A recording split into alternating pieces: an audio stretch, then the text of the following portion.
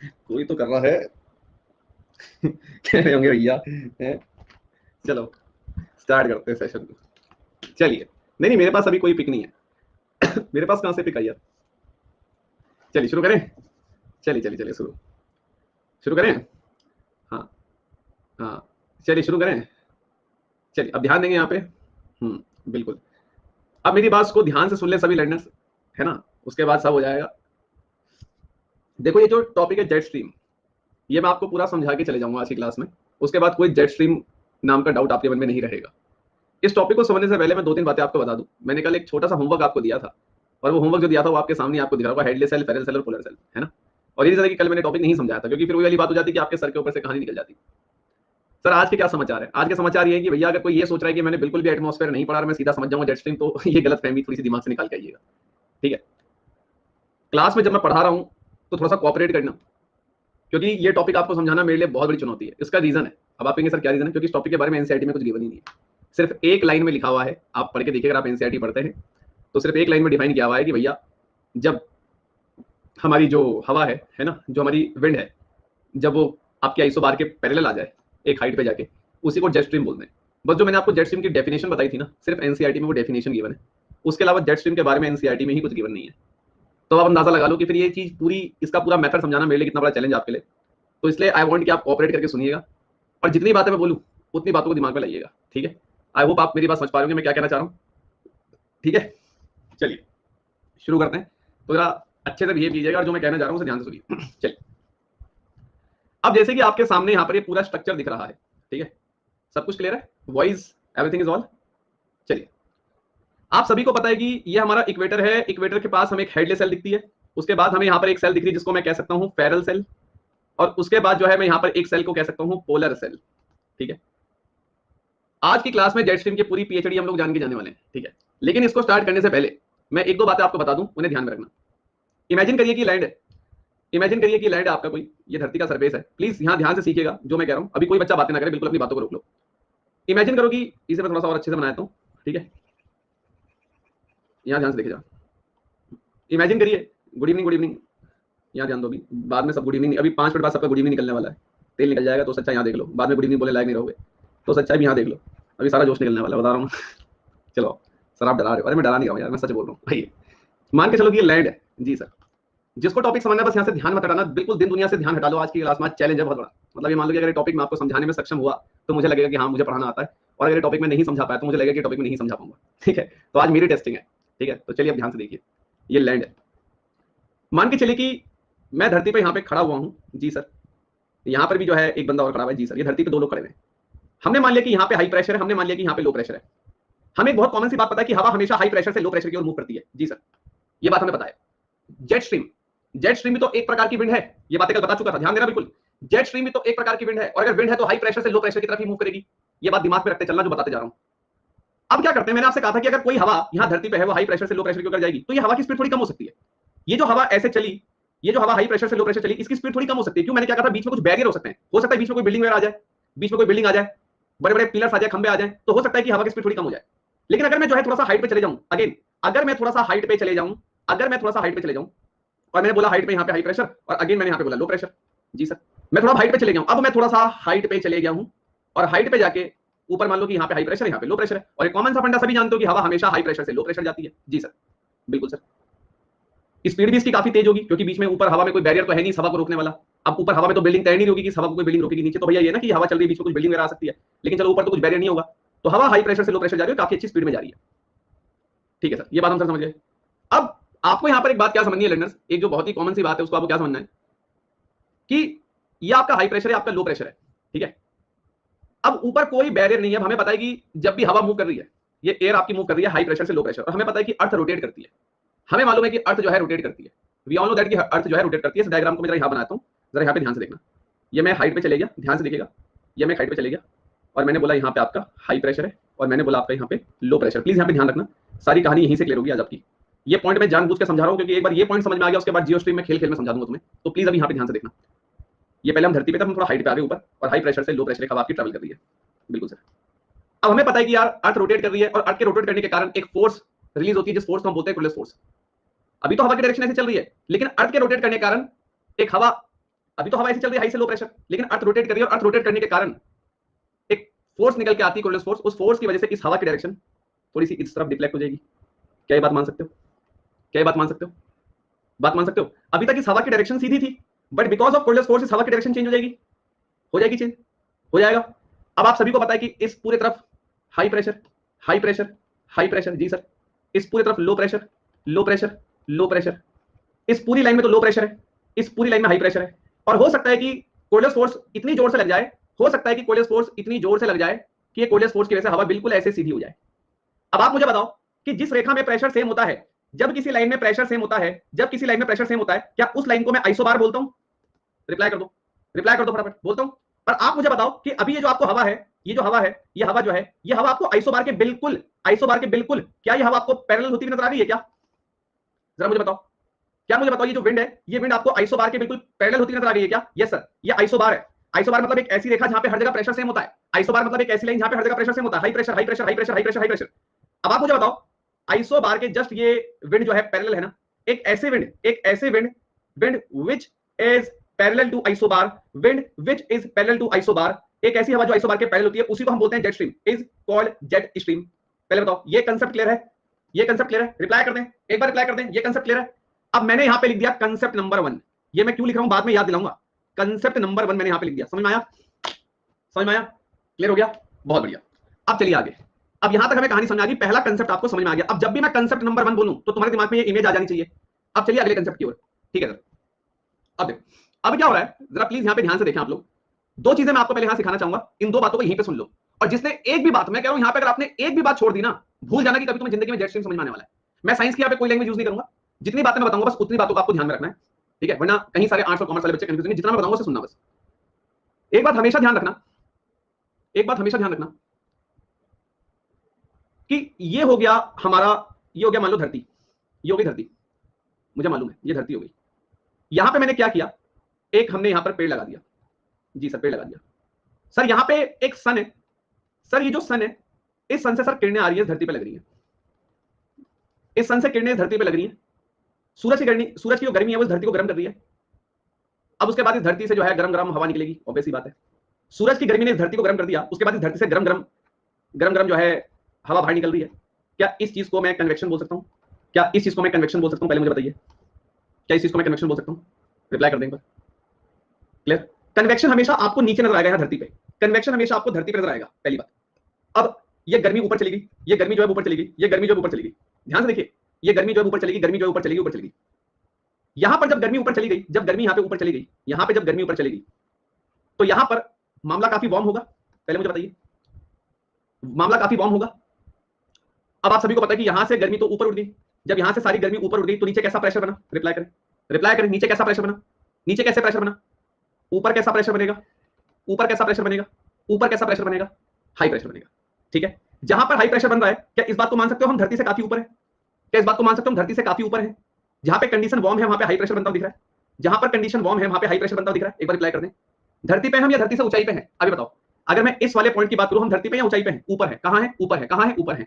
एक बात बताई थी कि जो जो जेट स्ट्रीम्स हैं वो अपर ट्रोपोस्फीयर में बनती नजर आती है, मतलब धरती पे नहीं मिलेंगी आपको जेट स्ट्रीम, ऊपर ऊंचाई पे आपको जेट स्ट्रीम बनती नजर आएंगी। याद है कल बताया था, एक हाइट पे आपको जेट स्ट्रीम बनती नजर आएंगी। चलिए, तो अगर मैं बोलूं कि यहाँ पे मामला वार्म है, अगर मैं बोलूं यहाँ पे मामला वार्म है और यहाँ पे हाई प्रेशर क्यों है? ये बात समझ में आ रही है कि जहां पे मामला वार्म है वहां पे हाई प्रेशर क्यों है? जहां पे मामला वार्म है वहां पे हाई प्रेशर क्यों है? अगर मैं कह रहा हूं यहाँ पे वार्म मामला है, यहाँ पे टेम्परेचर काफी वार्म है और यहाँ पे हाई प्रेशर है, तो मैं इसका उल्टा कह सकता हूं कि जहां पे मामला कोल्ड होगा वहां पे लो प्रेशर होगा। इसका जस्ट अपोजिट, कॉमन सेंस लगाओ। अगर मैं कह रहा हूं कहीं पे कंडीशन वार्म है और वहां पे हाई प्रेशर है, तो मैं मान सकता हूं कि जहां पे कंडीशन कोल्ड होगी वहां पे लो प्रेशर होगा। प्रैक्टिकली सोच के देखो, मान सकते हो? क्लियर है? ठीक है भाई, मामला वार्म है, यहाँ पे हाई प्रेशर कैसे बना? तो जहां पे कोल्ड होगा वहां पे लो प्रेशर होगा। डन।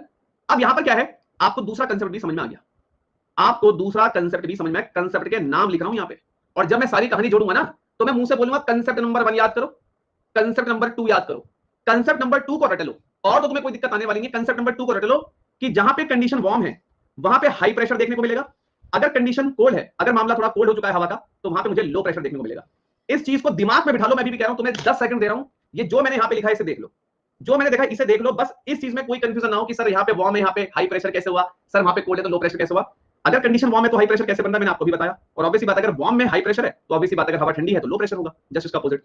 तो इस बात को दिमाग में रखना, जहां पे आपको अभी चीजें वार्म दिखेंगी तो वहां पे हाई प्रेशर, जहां पे चीजें कोल्ड दिखेंगी वहां पे लो प्रेशर। मैं अभी बोल रहा हूं 10 सेकंड इसको देखो, इस सर्कल को 10 सेकंड तक देखो, प्लीज देखो।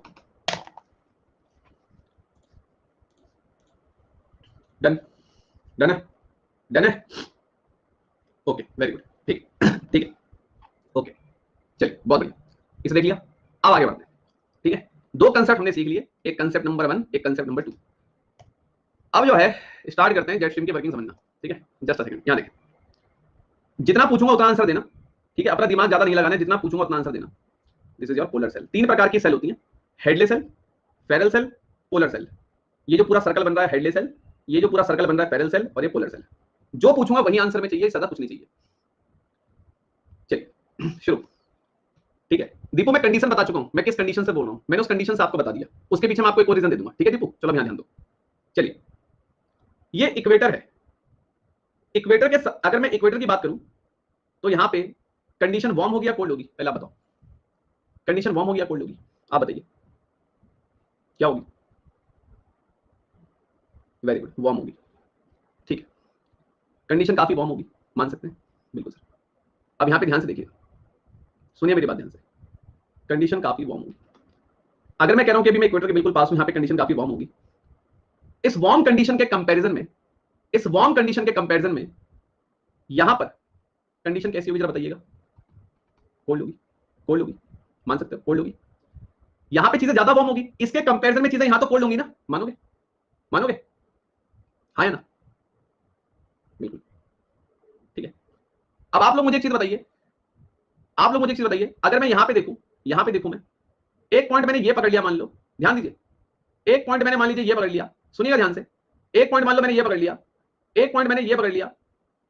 इन दोनों पॉइंट की अगर बात करूं तो यहां पे चीजें ज्यादा वार्म होंगी और यहां पे कोल्ड होंगी, सोच के देखो एक बार। अगर मैं इन दोनों के कंपैरिजन तो यहां पे चीजें ज्यादा वार्म होगी, यहां पे कोल्ड होगा मामला, है ना, ठीक है। अभी सुनते रहो, जो मैं बता रहा हूं सुनते रहो। अभी मैंने जो मैं कह रहा हूं ना उसे सुनते रहो। आप बस इस तरीके से सोचना कि इक्वेटर के पास चीजें वार्म होती हैं, ये तो मुझे बताने की नीड नहीं है, इक्वेटर गर्म होता है, तो इक्वेटर के पास जो चीजें होंगी वो वार्म होंगी, और जो चीज पोल की साइड होगी वो कोल्ड होगी। अब ये मत बोलना कि सर पोल के साइड चीजें कोल्ड की होती हैं, अब मुझे ये बताने की नीड नहीं कि पोल्स पे सूरज की किरणें डायरेक्टली नहीं पड़ती, इक्वेटर पे सन की किरणें डायरेक्टली पड़ती हैं। अभी सुनते रहो। अब हम क्या करते हैं कि इस डायग्राम को आप छोड़ो, मैं आपके सामने खुद एक डायग्राम बना के आपको चीज पढ़ाता हूं, ध्यान से देखो। और अभी बता रहा हूं, डाउट वगैरह कुछ नहीं आएगा मन में, तो पहले यहां पे सिर्फ सीखने पे ध्यान देना, ठीक है। जो मैं बता रहा हूं उसे सुनना और ये ऑब्जर्व करने की जो मैं कह रहा हूं कितना सही है कितना गलत है। ये मैंने एक सर्कल बना दिया, वेट अ सेकंड,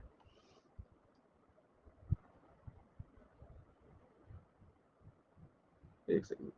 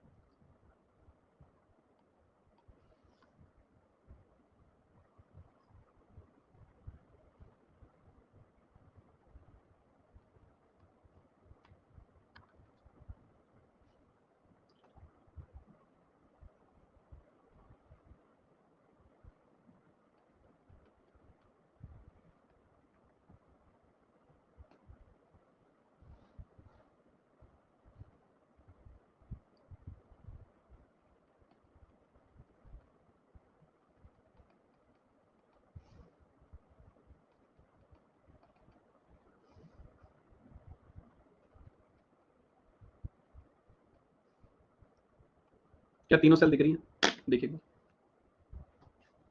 क्या तीनों सेल दिख रही है, चेक कर लीजिए, दिख रही, वेरी गुड, ठीक है। अब ध्यान दें,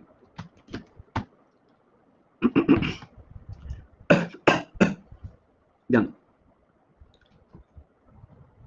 इस बात को मान के चलिएगा। अभी सेल्स, अभी आयुष प्रजापति जो यहाँ चल रहा है उसको देख लो। अभी यहाँ पे मैंने कोई डिग्री डिग्री डाली नहीं, समझाने के लिए बना रखा, ठीक है आयुष, पहले यहाँ जो चल रहा है उसको देख ले। मैंने भी कोई यहाँ पे डिग्री डिग्री कुछ लिखा ही नहीं, उसकी जरूरत भी नहीं पड़ेगी, वैसे समझा दूंगा मैं।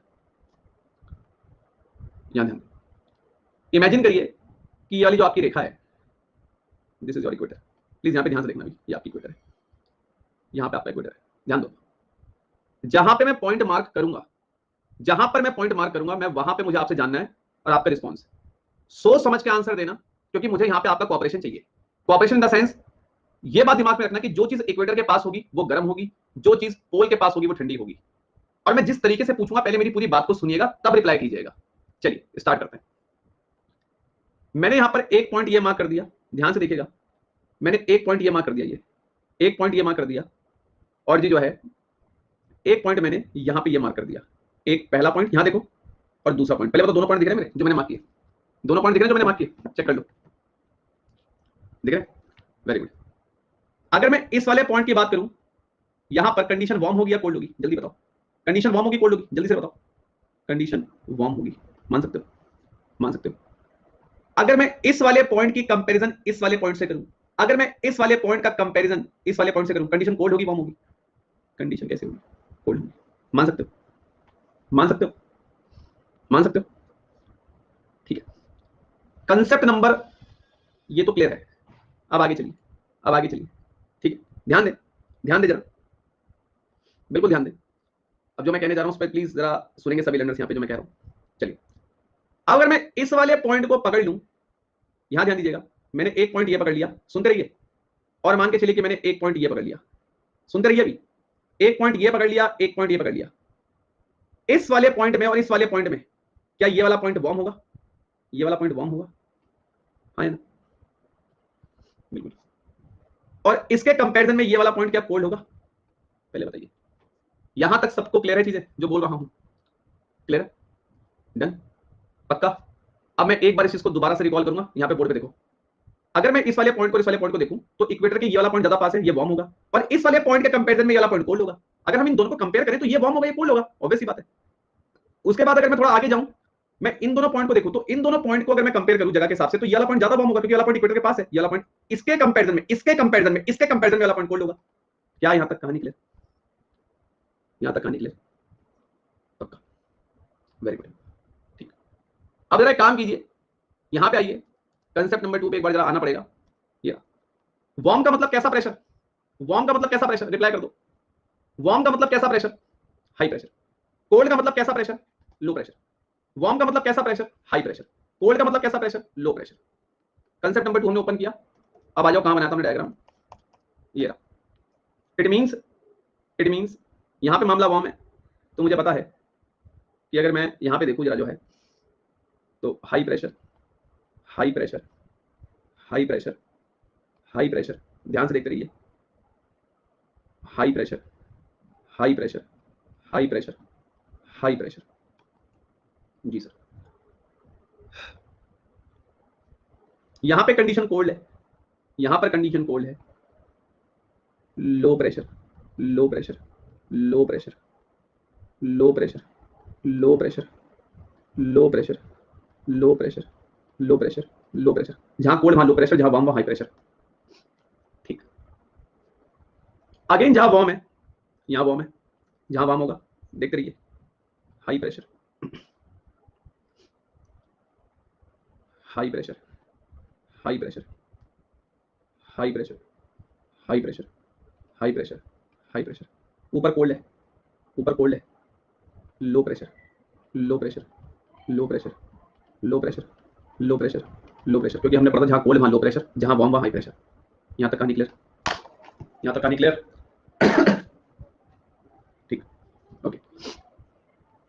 ना, अब ये बात हो गई, ध्यान दें, ध्यान दें। हाँ, अभी कंपेयर ही कर रहे हैं स्वामिया, ये कंपेयर के बेस पे ही है, मैंने कंपेयर के बेस पे किया है। ये सब तो आपको बुक में गिवन ही नहीं है मैडम, आप एनसीईआरटी खोल के देखिए, बस ये समझ लो कि मैं तो पढ़ा रहा हूं ताकि तुम्हें चीजें पूरा कंसेप्ट ही समझ में आ जाए। ये बुक में ही गिवन नहीं है एनसीईआरटी में, बस जेट स्ट्रीम की डेफिनेशन गिवन है, इसके अलावा कुछ गिवन नहीं, आप एनसीईआरटी पढ़ के देख लीजिए। तो इसलिए मैं कह रहा हूँ कि जब मैं भी कभी तैयारी कर रहा था, लाइक आप मान के चलना, जब मैंने कभी ये सब टॉपिक पढ़े थे तो मैं झूठ के बोलूं मेरी हालत खुद खराब हो गई थी, पसीने छूट गए थे मेरे। ठीक है, तो मैं इसलिए आपको बता रहा हूँ, बहुत ईजी तरीके से मैं आपको टॉपिक समझाना चाह रहा हूँ। साइंस का मैं बिल्कुल यूज कर ही रहा हूँ, तो प्लीज अभी आप यहाँ कंसंट्रेट करें और सीखें जो मैं आपको सिखाना चाह रहा हूँ।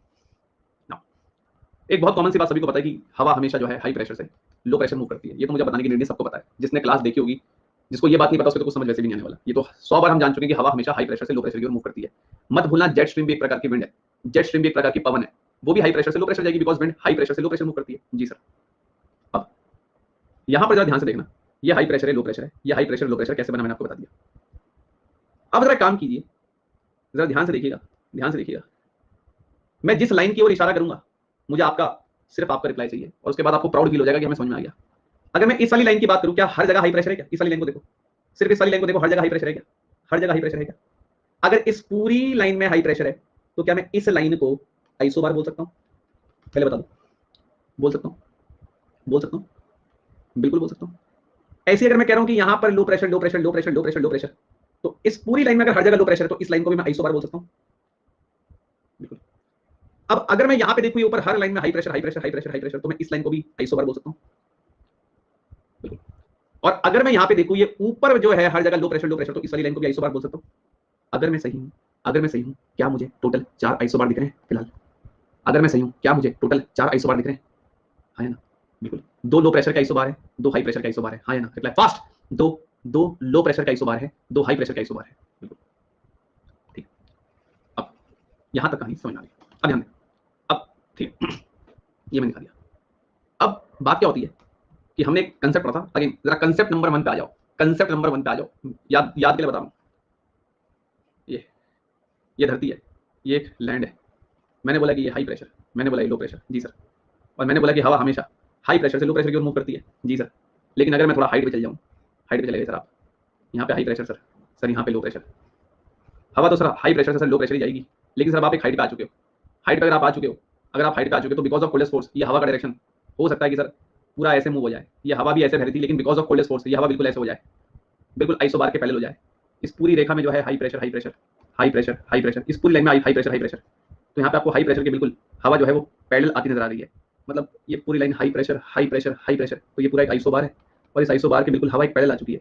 और जब आइसोबार की हवा पैरेलल आ जाए तो उसी को हम बोलते हैं जेट स्ट्रीम। इस चीज को आप दिमाग में रखिएगा, इस चीज को जरा दिमाग में रखिएगा। अब आ जाओ यहाँ पे, ये लो, हवा हमेशा हाई प्रेशर से लो प्रेशर चलेगी। मत भूलना आप जेट स्ट्रीम पढ़ रहे हो। जेट स्ट्रीम हाइट पे होती है, धरती पे नहीं होती। मतलब आप धरती से अभी 10 किलोमीटर ऊपर पढ़ रहे हो इसे। अब वो डायग्राम में मैं आपको बना रहा हूँ, लेकिन ये बात समझना कि हम जो भी यहाँ बना रहे हैं वो हम एक हाइट पे जाके पढ़ रहे हैं। मतलब इस बात को आपको दिमाग में मेंटेन करके रखना कि जो भी चीज मैं यहाँ बना रहा हूँ अब, वो हम कुछ ऊंचाई पे जाके पढ़ रहे हैं। अगर मैं कोई हवा ड्रॉ कर रहा हूँ तो वो ऊंचाई पे कर रहा हूँ।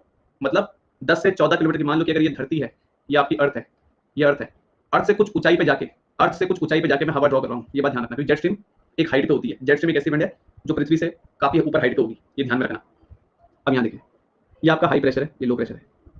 हवा जो है हाई प्रेशर से लो प्रेशर की ओर, एक मार्कर चेंज कर लूं पहले मैं, ठीक है। हवा जो है हाई प्रेशर से लो प्रेशर की ओर जाती है। जी सर, हाई प्रेशर से हवा लो प्रेशर की ओर गई।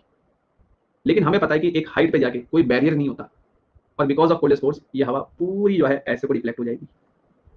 नॉर्दर्न हेमिस्फेयर में हमेशा, मत भूलना, याद करो, नॉर्दर्न हेमिस्फेयर में हवा, विंड, कोल्डेस्ट फोर्स की वजह से राइट डिफ्लेक्ट हो जाती है, और सदर्न हेमिस्फेयर में कोल्डेस्ट फोर्स की वजह से हवा लेफ्ट लेफ्ट साइड मुड़ जाती है। मत भूलना, सब बताई हुई बातें हैं। हवा ऐसे गई, लेकिन हवा जो है जब ऐसे गई हाई प्रेशर से लो प्रेशर जा रही है, तो बिकॉज ऑफ कोल्डेस्ट फोर्स ये हवा पूरी इस तरफ मुड़ गई, राइट मुड़ गई। ऐसी हवा जो है राइट मुड़ गई, पूरी पूरी हवा जो है राइट मुड़ गई। जाना सीधे था, लेकिन कोल्डेस्ट फोर्स की वजह से पूरा राइट मुड़ गई, पूरा राइट मुड़ गई, पूरा राइट मुड़ गई, पूरा राइट मुड़ गई, पूरा राइट मुड़ गई। क्या ये कहानी समझ में आई? एक बार रिप्लाई करें, एक बार रिप्लाई करें, एक बार रिप्लाई करें। जाना, देखो जाना सीधा था, लेकिन बिकॉज ऑफ कोल्डेस्ट फोर्स पूरी ऐसे मुड़ गई। Gate my point? Gate my point? तो क्या मैं कह सकता हूँ कि ये हवा जो है, ये हवा जो है पूरी ऐसे चल रही है, पूरी हवा जो है ऐसे चल रही है, हवा जो है पूरी ऐसे चल रही है, पूरी हवा ऐसे चल रही है, पूरी हवा ऐसे चल रही है।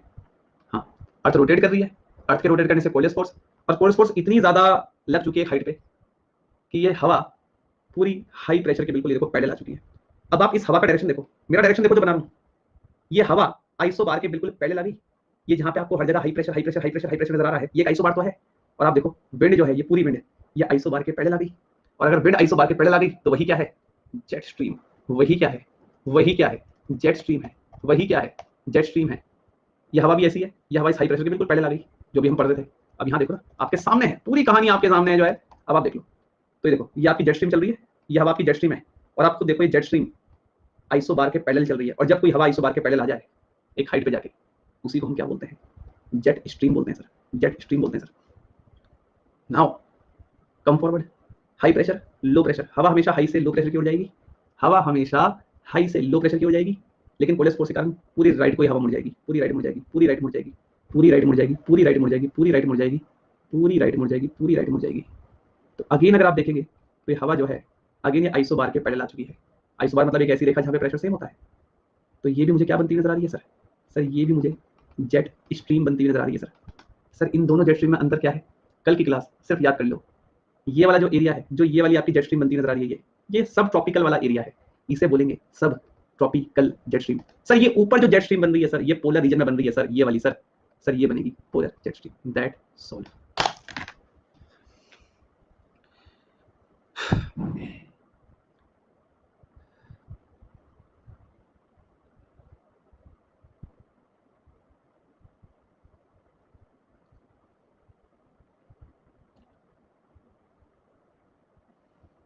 क्लियर? अब देखो, अब यहां पे क्या है? अब यहां पे क्या है? ध्यान दें, हम वेरीफाई करना चाहते हैं कि क्या ये वाकई में जेट स्ट्रीम है या और कुछ है। इसको वेरीफाई भी कर लेते हैं। अभी तक टीचर सिर्फ मैथ्स में वेरीफाई करवाते होंगे ना, एलएचएस बराबर आरएचएस, में यहां भी करवा दूंगा। जब हमने कल जेट स्ट्रीम के बारे में कुछ बेसिक बातें जानी थी, जब हमने कल जेट स्ट्रीम के बारे में कुछ बेसिक बातें जानी थी, तो मैंने आपको बताया था कि जेट स्ट्रीम मूव करती है वेस्टर्लीज हवाओं के पैटर्न पर, वेस्टर्लीज हवाओं के पैटर्न पर। अब आप एक काम करो, डायरेक्शन देख लो। जब हवा वेस्ट की ओर से आती है तो उसे वेस्टर्लीज बोलते हैं, और आप देख लो इसकी डायरेक्शन क्या है। देख लो, डायरेक्शन भी देख लो। हो गया प्रूफ? इसका मतलब हमारा कॉन्सेप्ट बिल्कुल सही है। ठीक है, ठीक है, क्लियर हो गया? समझ गया बात? कहानी समझ में आ गई? लेकिन सर, लेकिन सर हमें यहाँ पर एक बात ये भी पता है कि सर जेट स्ट्रीम तो सदर्न हेमिस्फीयर में भी होती है। आपने तो जो बनाई, ये तो आपने नॉर्दर्न हेमिस्फीयर में बनाई। जेट स्ट्रीम तो सदर्न हेमिस्फीयर में भी पढ़ी है हमने, बिल्कुल आपने पढ़ी है। मैंने कभी इस चीज से मना किया। अब हम उसको भी वेरीफाई करेंगे। लेकिन कुल मिला के मैं अगर यहाँ पे एक बात बोलूँ, तो एक तो पहले आप इस वाली येलो धारा को देखो, यहाँ देखना। एक तो आप पहले इस येलो धारा को देखो, ये इसकी डायरेक्शन देखो कहाँ जा रही है। और एक आप इस येलो धारा को देखो, ये दो येलो धारा दिख गई आपको, एक दो एक दो। अब सर जी आप पहले काम करो, साउथ की बनाने से पहले सर जी एक चीज यहाँ पे आपको समझनी पड़ेगी कि हमने जो है सर्कल बना लिया जी सर।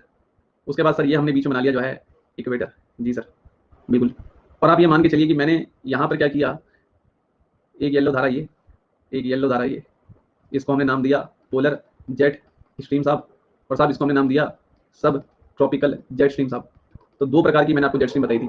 तो नॉर्दर्न हेमिस्फीयर में तो दो हमने पढ़ ली, यहाँ पे पढ़नी बाकी है, वो मैं भी बना के दिखाता हूँ।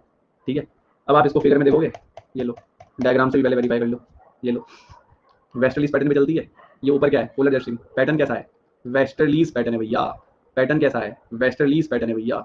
ये देख लीजिए वेस्टर्लीज। तो ये दो मैंने भी बनाई आपके सामने। कैसे बनाई है? समझ में आई बात या नहीं? देखो एक बार,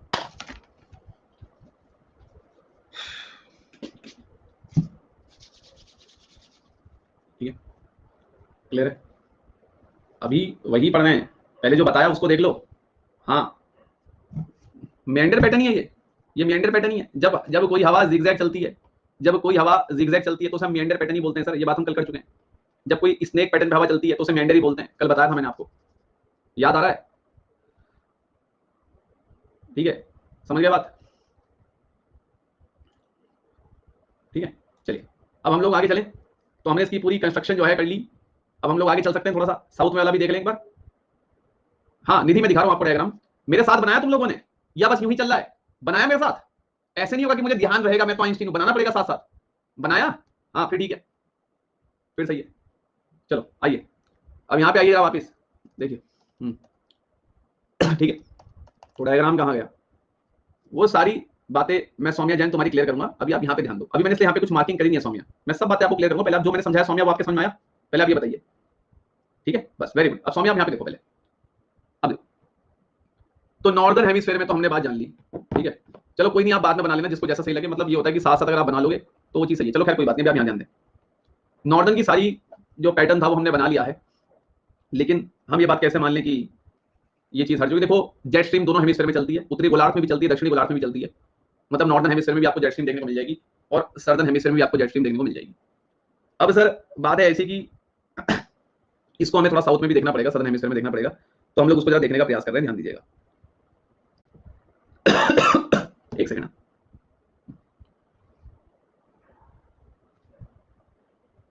मैं डायग्राम देख लूँ जरा एक बार, मैंने गलत तो नहीं बनाया। फिर मैं जो है नीचे बनाना शुरू करता हूँ। एक सेकंड दीजिए मुझे, ताकि कोई गलती ना हो, मुझे चेक करने दो।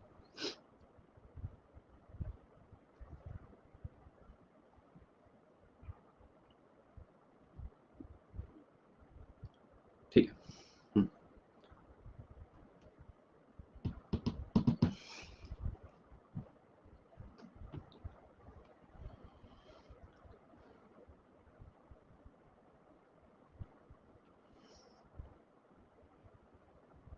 मैंने इसलिए कहा था कि मैं आज ये टॉपिक कराऊंगा, कल मैंने जानबूझ के इसलिए नहीं कराया था ताकि आप थोड़ा सा हल्का सा रिवाइज मार के आ जाए। रिवाइज आपने नहीं भी मारा होगा तब भी मैंने समझा ही दिया होगा, ऐसा नहीं है कि कुछ उसमें मैंने और कुछ कहानी बना दी।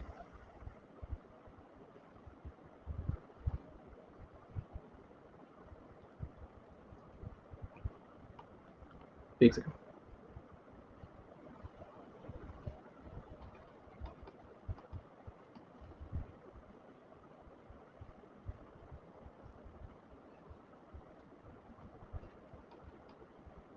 कूलर से जो पैटर्न हम लोगों ने ऊपर फॉलो किया वही पैटर्न हमारा अब नीचे फॉलो होगा, ध्यान से देखिएगा। अगेन मैं मार्किंग कर रहा हूँ, सबका ध्यान मुझे यहाँ पे चाहिए, ठीक है? तो प्लीज यहाँ पे ध्यान दीजिएगा। तो अगेन अगर मैं एक इस वाले पॉइंट को पकड़ लूँ और एक इस वाले पॉइंट को पकड़ लूँ, प्लीज यहाँ पे ध्यान दीजिएगा। इस वाले पॉइंट को पकड़ूंगा, कंडीशन वार्म या कोल्ड है? जल्दी बताएं, कंडीशन वार्म या कोल्ड? कंडीशन वार्म या कोल्ड? वार्म। कंडीशन वार्म है। इस वाले पॉइंट में अगर इन दोनों का कंपैरिजन करें तो इस वाले पॉइंट में कंडीशन कैसी होगी? कोल्ड होगी। कैसी होगी? कोल्ड होगी। Am right? Am right? या इस वाले पॉइंट को पकड़ लो और इस वाले पॉइंट का कंपैरिजन करना, कंडीशन कैसी? कंडीशन कैसी? वार्म। कंडीशन कैसी? यहाँ यहाँ यहाँ यहाँ कैसी? इसके कंपेयर में दोनों में, ये तो वार्म है तो ये कैसा होगा? कोल्ड रहा होगा, ठीक है? बिल्कुल। अगर यहाँ पे वार्म, इट मीन्स प्रेशर कैसा? High pressure. High pressure, high pressure, high pressure, high pressure, high pressure, ठीक है? यहाँ पे प्रेशर कैसा? तुम ही बता दो। लो pressure, low pressure, low pressure, low pressure, low pressure, low pressure, ठीक है? यहाँ पे प्रेशर कैसा? यहाँ यहाँ यहाँ वार्म में high pressure, high pressure, high pressure, high pressure, high pressure. यहाँ नीचे, यहाँ यहाँ कैसा? लो pressure, low pressure, low pressure, low pressure, low pressure, low pressure, ठीक? डन। चलो आइए अब यहाँ देखिए, हवा हाई से कहाँ जाएगी? हाई से कहाँ आएगी? Low pressure. बस बिकॉज ऑफ कोल्ड फोर्स कहाँ को डाइवर्ट हो जाएगी? लेफ्ट में। सदर्न हेमिस्फीयर में कहाँ डाइवर्ट हो जाएगी? लेफ्ट में, लेफ्ट में, लेफ्ट में, लेफ्ट में, लेफ्ट में। अब आप मुझे बताओ, ये हवा क्या आइसोबार के पैडल आ गई? इस पूरी हवा को देखो, क्या ये आइसोबार के पैडल आ गई? क्या ये आइसोबार के पैडल आ गई? सेम यही चीज़ ऐसे चलेगी, सेम यही चीज़ ऐसे भी चलेगी। यहाँ देख लो, ऐसे चलेगी, ऐसे चलेगी। अभी भी आप इस वाले एक इधर देखिए, ये और एक ये, इन दोनों जेट स्ट्रीम का पैटर्न देख लो। क्या ये दोनों जेट स्ट्रीम भी वेस्टर्ली इस पैटर्न पे ही चल रही है? चेक कर लो, चेक कर लो। इसको क्या बोलूँगा? सब ट्रॉपिकल जेट स्ट्रीम। इसको क्या बोलूँगा? Polar jet stream. खत्म।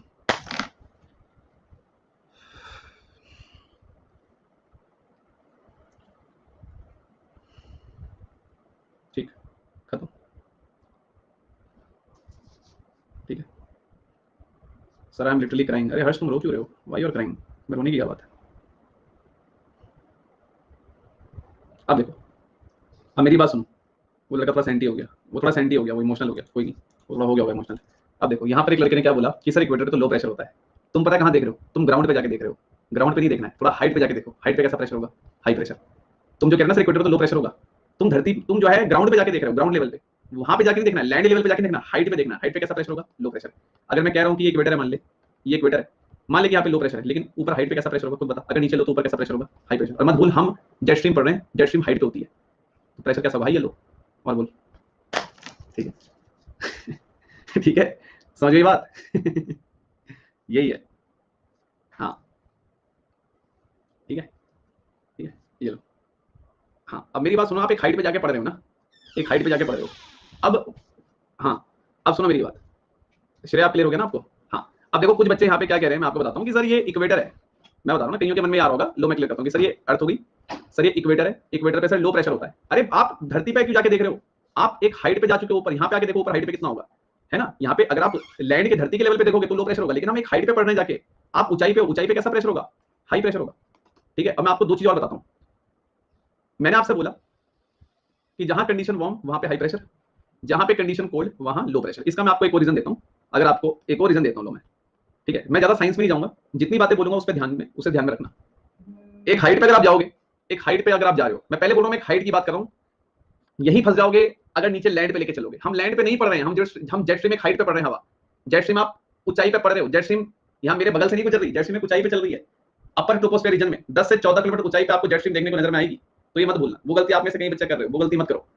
अब देखो, जहां पे वार्म जगह होगी वहां पे हाई प्रेशर कैसे हुआ, जहां पे कोल्ड है वहां पे लो प्रेशर कैसे हुआ? सबसे पहली बात एक चीज दिमाग में, एक चीज दिमाग में फिट कर लो, हम एक हाइट पे जाके बात कर रहे हैं, हम लोग एक हाइट पे जाके पढ़ रहे हैं। अगर मैं कह रहा हूं कि ये ग्राउंड है, मान लो ये ग्राउंड है, और मान लो यहाँ ग्राउंड में अगर लो प्रेशर है, तो ऑब्वियसली बात है एक हाइट पे जाके यहाँ पे कैसा प्रेशर होगा, पहले तुम ही मुझे बताओ। अगर यहाँ पे लो प्रेशर, तो एक हाइट पे जाके यहाँ पे कैसा प्रेशर होगा? हाई होगा। हाई होगा नहीं होगा? मानते हो? तो हम हाइट पे देखो जाके, सबसे पहली बात है हाइट पे जाके देखो, आप नीचे मत देखो। दूसरी बात, मैं आपको एक इसका साइंस वाला या एक नॉर्मल कारण भी बताता हूँ कि जहाँ पे कंडीशन वार्म है वहाँ पे हाई प्रेशर कैसे हुआ, जहाँ पर मामला वार्म है वहाँ हाई प्रेशर कैसे हुआ, इसका भी मैं आपको रीजन देता हूँ। जैसे कि मान लो ये ग्राउंड है, ये ग्राउंड है, ठीक है, और यहाँ से जो है हीट आपके ऊपर जा रही है, गर्मी जो है आपके ऊपर जा रही है। जब गर्मी आपके ऊपर जा रही है तो नीचे लो प्रेशर बनता है, बिल्कुल सर, ऊपर नीचे लो प्रेशर बनेगा। जब ये गर्मी, जब ये हीट आपके ऊपर जा रही है, हवा, गर्म हवा जब आपके ऊपर जा रही है, नीचे तो लो प्रेशर है। अगर नीचे लो प्रेशर तो ऑब्वियसली बात है ऊपर हाई प्रेशर बनेगा। आप उस रीजन को भी छोड़ दो, मैं इसका एक और कारण आपको बताता हूँ। ऑब्वियसली बात है यहाँ पे जब ये गर्म हवा ऊपर जा रही है, नीचे लो प्रेशर है, जब ये गर्म हवा ऊपर जा रही है, तो ये गर्म हवा जो है ना, ये गर्म हवा जो होती है, जब हवा वार्म होती है, वार्म हवा जब होती है ना, इस वार्म हवा के अंदर जो मॉलिक्यूल्स हैं, इस वार्म एयर के जो मॉलिक्यूल्स हैं, इस गर्म हवा के जो मॉलिक्यूल्स हैं, इनकी जो काइनेटिक एनर्जी होती है ना, वह बहुत ज्यादा हो जाती है, बहुत ज्यादा हो जाती है। वार्म एयर के जो मॉलिक्यूल्स हैं, इस वार्म एयर के जो मॉलिक्यूल्स हैं, उसकी काइनेटिक एनर्जी बहुत ज्यादा होती है। हमेशा ध्यान रखना, गर्म हवा के जो मॉलिक्यूल्स होते हैं, इनकी काइनेटिक एनर्जी बहुत ज्यादा हो जाती है। और काइनेटिक एनर्जी ज्यादा होने के कारण, काइनेटिक एनर्जी ज्यादा होने के कारण जो प्रेशर होता है वो हाई हो जाता है। तो आप एक फंडा ये भी लगा सकते हैं कि हाँ यार, अगर वार्म एयर होगी तो प्रेशर हाई होगा, बिकॉज वार्म एयर के मॉलिक्यूल्स की काइनेटिक एनर्जी बहुत ज्यादा हो जाती है, और काइनेटिक एनर्जी हाई प्रेशर निकालती है। अगर काइनेटिक एनर्जी ज्यादा है तो प्रेशर हाई होता है। तो इस लॉजिक से अगर मान लो वार्म एयर कोल्ड होगी, अगर इस लॉजिक से देखो, अगर एयर कोल्ड होगी तो प्रेशर लो होगा। ये लो एक और रीजन ले लो आप। क्लियर? समझ में आ गई बात? समझ में आ गई बात? चलो, मैं पानी की बोतल लेके आ रहा हूँ, 1 मिनट का समय दीजिए। ठीक है? ठीक है, यहाँ तक क्लियर है? पहले बताइए। अब आप मुझे एक चीज बताइए कि अगर हम यहाँ पे सिर्फ येलो येलो लाइन को पकड़ लें, अगर मैं सिर्फ यहाँ पे येलो येलो लाइन को पकड़ लूँ तो कुछ इस तरह का डायग्राम दिखेगा क्या मुझे? ये देख लो जरा, यहाँ देखो जरा, ये ऊपर चली गई, ये नॉर्दर्न हेमिस्फीयर की हो गई, और ये जो है सदर्न हेमिस्फीयर की हो गई। ठीक है, और अब आप अगर इस डायग्राम को देखेंगे तो, अब जरा आप इस डायग्राम को देखो एक बार, यहाँ देखो, अब क्लियर है ये? अभी डायग्राम देख लो आप एक बार। ठीक है, डन। तो ये जेट स्ट्रीम्स आपकी। अब यहाँ पर एक चीज आपको जो है वो नोटिस करनी पड़ेगी। ठीक है, एक चीज आपको जो है वो नोटिस करनी पड़ेगी, वो मैं आपको बताता हूँ, जरा यहाँ ध्यान से देखिएगा। अगर आप लोग एक बहुत ही जनरल सी बात देखेंगे, आपको फिर दिप तो फिजिक्स में जाना पड़ेगा, तो उतना मत जाओ। तो जो मैंने लॉजिक पहले बता दिया वो मैंने आपको बता दिया। ठीक है, तो रीजन ही वो है। अब साइंस का कोई ज्यादा यूज नहीं है। मैंने आपसे क्या बोला कि अगर हवा कहीं पर वार्म होती है तो वार्म हवा के जो मॉलिक्यूल्स होते हैं उनकी काइनेटिक एनर्जी बहुत ज्यादा हो जाती है, और काइनेटिक एनर्जी अगर ज्यादा होती है तो उसके कारण क्या होता है कि प्रेशर ज्यादा हो जाता है। तो आप तब भी लगा सकते हो कि अगर हवा वार्म है ऊपर तो वहां पे प्रेशर ज्यादा हो सकता है, अगर हवा कोल्ड है तो प्रेशर कम हो सकता है। ठीक है, तो आपको इतना काइनेटिक एनर्जी में घुसना नहीं है, बस आप इतना ध्यान रखना कि in the case of jet streams, जब हम एक हाइट पे जाके बात कर रहे हैं तो वहां पे वार्म वाली जो एयर है वहां पे प्रेशर हाई होगा, और जहां पे हवा कोल्ड है वहां पे प्रेशर लो होगा। इतनी बात दिमाग में बिठा लो, कुछ भी नहीं है उस टॉपिक में। अब आप यहाँ पे देखो, ये 3 आपके सामने जो है सेल स्ट्रक्चर हो गए। अगर आप देखेंगे तो ये आपकी हेडले सेल हो गई, ध्यान से देखना, ये हेडले सेल हो गई सर, ये हमारी पैरल सेल हो गई सर, ये हमारी पोलर सेल हो गई। अब आप इस बात को मान के चलिए, ठीक है, इन्हीं सेल्स के बीच में जो है मैंने पूरी जेट स्ट्रीम्स आपको बना के दिखाई है, ये आप बहुत अच्छे जानते हो। इन तीनों ही सेल्स के बीच में डायग्राम भी देख लो अगर किसी को ऐसा हो। ठीक है, अब आज की क्लास में उसी को दिक्कत हुई होगी जो आज या कल क्लास में नया आया है। तो भैया विद्वान नहीं हो आप लोग कि आप ये सोचोगे मैं जिस दिन कदम रखूंगा ज्योग्राफी में मुझे उस दिन सब समझ में आ जाएगा। ये टॉपिक मैंने समझा दिया आपको, बस आप शुगर मानो, यकीन मानिएगा ये टॉपिक आप कभी बुक से उठा के रीड करने की कोशिश करना, पहली बात तो आपको बुक में से कंटेंट ही नहीं मिलेगा। और चलो मैं आपको इतना भी ओपन कह रहा हूँ, आपको ऐसा लगता है कि अगर मैंने ये चीज ऐसे समझाई है, ओपन चैलेंज, चलो आप यूट्यूब पे सर्च करो उसका वीडियो। मैं कहता हूँ आप इसका वीडियो यूट्यूब पे सर्च कर लो, अगर आपको कोई इस तरीके से समझा दे और बोलो आप, मैं आपको इतनी भी बात बोल रहा हूँ, सोचोगे अगर मैं इतनी बड़ी बात बोल रहा हूँ तो कुछ रीजन होगा, क्योंकि मैं बता रहा हूँ ना, टीचर्स इस चीज को रटा देते हैं, इसके बारे में बुक्स में कंटेंट ही नहीं है, इस बात को आप मानिए। मुझे आपसे, आपके स्टूडेंट आपसे झूठ बोल के कुछ मिलेगा ही नहीं, ये बात आप मानो। ठीक है, तो यहाँ पे आप इस बात को समझिए कि यहाँ पर जो डायग्राम अभी हम लोगों ने बनाया था, ये वाला डायग्राम हमने बनाया, कहाँ गया डायग्राम, एक सेकंड यार, एक सेकंड, ये। तो आप इस बात को मानोगे, जरा यहाँ पे मेरी बातों को रिप्लाई करना। अगर मैं इस वाली जेट स्ट्रीम को पकड़ लूँ, यहाँ देखो इस वाली को, इस वाली जेट स्ट्रीम को अगर मैं पकड़ लूँ, क्या हाइड्रल और फेरल सेल के बीच में बन रही है ये? क्या हाइड्रल और फेरल सेल के बीच में बन रही है ये? चेक करके बताओ। क्या ये सब ट्रॉपिकल जेट स्ट्रीम, क्या ये जो मैं बना रहा हूँ ये सब ट्रॉपिकल जेट स्ट्रीम है? क्या ये जो मैं बना रहा हूँ ये सब ट्रॉपिकल जेट स्ट्रीम है? कौन कौन सी सेल के बीच में बनती नजर आ रही है? हाइड्रल सेल और फेरल सेल, हाँ या ना? ऐसी अगर मैं इस पोलर जेट स्ट्रीम की बात करूं, अगर मैं ऐसी इस पोलर जेट स्ट्रीम की बात करूं, तो भाई साहब ये पोलर जेट स्ट्रीम किन दो के बीच में बन रही है? फेरल सेल और पोलर सेल के बीच में, हाँ या ना? हाँ या ना? लो अभी से यहाँ वेरीफाई कर लो, ज्यादा अगर मेरी बात पे एक और तरीके से प्रूव हो जाएगा। ये लो, हेडले सेल और फेरल सेल के बीच में बन गई सब ट्रॉपिकल, ये देखो, फेरल सेल और हेडले सेल के बीच में बन गई सब ट्रॉपिकल, अभी पढ़ा था। लो आ जाओ आगे भी, फेरल सेल और पोलर सेल के बीच में बन गई पोलर जेट स्ट्रीम, ये लो। Hence proved. कर लो डायग्राम से भी, हमारी वर्किंग बिल्कुल सही है और हम इस चीज को करने में सक्षम हो चुके हैं। ठीक है। चलिए ठीक है भाई, अब आपके सामने देख लीजिए आप। क्लियर? मैंने आपको डायग्राम से भी प्रूव कर दिया वो। ठीक है। हाँ भाई, सीटी राज जब क्लास में रेगुलर आओगे तो समझ में आएगा। समझ लो, अब तुम ये सोच रहे हो कि आज मैं क्लास में आऊंगा मेरे सब समझ में आ जाएगा, तो ऐसे तो नहीं होगा। ठीक है। हाँ अरे यार क्या नाम है तुम्हारा, लाइक सौमिक अगस्ती। हम लैंड की तो बात ही नहीं कर रहे ना, आप एक हाइट पे जाके बात कर रहे हो। ये तो सोचो आप एक हाइट पे जाके बात कर रहे हो ना यार, समझ रहे हो ना बात मेरी? ठीक है सर, आपकी रिपोर्ट आ गई। मेरी रिपोर्ट यार अभी कहाँ, अभी तो जाए। ठीक है, यहाँ तक पहले बताइए, वो मैं करा दूंगा एमसीक्यू, उसकी टेंशन ना लो, उसकी टेंशन आप ना लो। अब मेरी बात सुनिए पहले, मेरा एक दो सवाल के आंसर दीजिए आप लोग। ठीक है सौरभ, अब यहाँ पे सौरभ कह रहे हैं कि डिडंट अंडरस्टैंड, उसके लिए जाके रिकॉर्डिंग देखो, पुरानी चीजें समझ में आनी चाहिए आपको। ठीक है। लो मैं तुम्हें सामने दिखाता हूँ, जितने बच्चों के समझ में आ गया वो जरा पोल पे एक बार ट्रू कर दें। जिनको समझ में आया ईमानदारी से ट्रू करना, नहीं आएगा तो मत करना। लो जिनको समझ में आ गया ट्रू दबा दें। ये लो 97% बच्चों को समझ में आ गया। इट मीन्स वो 5 वही है कि क्लास में ध्यान नहीं है। ठीक है भाई सौरभ, तो क्लास में ध्यान दो। ठीक है चलिए आगे चलें। क्लियर? अब लिख रहा था समझ में आ गया, फिर लिखा था नहीं आया। चलो नहीं अमनदीप, चलो एहसान कुछ नहीं, मेरा काम है पढ़ाने का। चलो आगे बढ़े, यहाँ तक क्लियर है? चलिए अब मेरी बात सुनिए, मैं एक दो चीज़ आपसे पहले पूछ रहा हूँ, आप लोग आंसर देंगे जरा। ठीक है चलिए, अब आप जरा मुझे इस डायग्राम को देख के बताओ। ठीक है, मैं जरा थोड़ा सा आपको घुमाने की कोशिश करूंगा, और जो फैक्ट्स मैंने आपको कल जेट स्ट्रीम के बारे में बताए थे उनको जरा ध्यान में रखिएगा। अभी तो हमने इसकी पूरी वर्किंग समझ ली, वैसे इतना था नहीं, लेकिन हाँ समझाना भी था आपको ताकि आपको चीज़ समझ में आए। अब आप लोग पहले मुझे कमेंट करके आंसर देंगे जो मैं पूछूंगा। पहले बता रहा हूँ, ये हार्डलेस सेल है, मैंने कहा था हल्का सा रिवीजन करके आ जाना, नहीं करके आए हो it's your mistake. Heartless cell के ऊपर ये कौन सी सेल है हमारी? फेरल सेल है सर। सर ये कौन सी हमारी सेल है सर? सर ये हमारी पोलर सेल है सर। ठीक है लो लिख भी दिया मैंने। अब तुम लोग मुझे कमेंट करके आंसर दोगे कि हार्डलेस सेल और फेरल सेल के बीच में कौन सी जेट स्ट्रीम मूव कर रही है, फेरल सेल और हार्डलेस सेल के बीच में कौन सी जेट स्ट्रीम मूव कर रही है, तुम बताओगे। सब ट्रॉपिकल जेट स्ट्रीम मूव कर रही है। ठीक, अब आप मुझे बताओ कि फेरल सेल और पोलर सेल के बीच में कौन सी जेट स्ट्रीम मूव कर रही है। फेरल सेल और पोलर सेल के बीच में कौन सी जेट स्ट्रीम मूव कर रही है? पोलर जेट स्ट्रीम मूव कर रही है।